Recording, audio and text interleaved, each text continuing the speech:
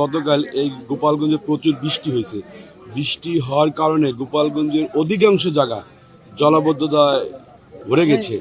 এই কারণে আজকে আমার সরজমিনে, গতকাল আমি বেরোইছি, আজকেও বেরোইছি।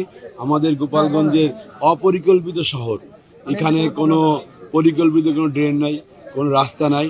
তাই আমি এই টোটাল গোপালগঞ্জ শহর ঘুরে ঘুরে আমি দেখছি।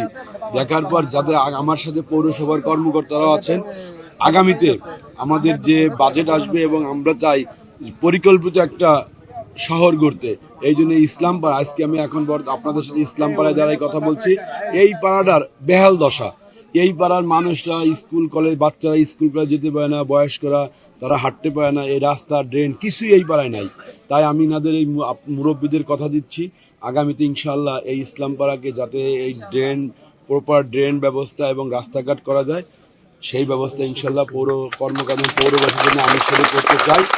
আর অন্যান্য পাড়ার যে সমস্যা আছে, সব সমস্যা আমাদের মাননীয় প্রধানমন্ত্রী জনাব তারেক রহমান, উনি 25 পৌরসভা, 25 প্রকল্প, 16 প্রকল্প এবং ওয়ার্ল্ড ব্যাংকের যে প্রকল্প আমাদের গোপালগঞ্জ পৌরসভা তার মধ্যে আছে।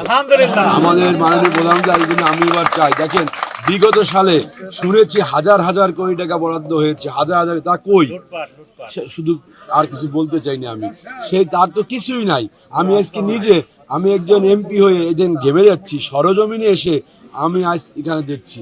আমি প্রতিটা পাড়ায় এরকম সরজমিন দেখে কাজ করতে চাই, যাতে নগরবাসী উপকৃত হয়, নগরবাসী স্বাচ্ছন্দ্যে চলাফেরা করতে, তাদের শান্তির জন্য, তাদের সুন্দর একটা গোপালগঞ্জ পৌরসভা গঠন করার জন্য আমি পৌরবাসীদের সাথে নিয়ে, নগরে যারা পৌরসভায় যারা চাকরি করে কর্মকর্তা, তাদের সবাইকে সাথে নিয়ে আমি এই গোপালগঞ্জ শহরকে একটা পরিকল্পিত শহর হিসেবে গড়ে তুলতে চাই।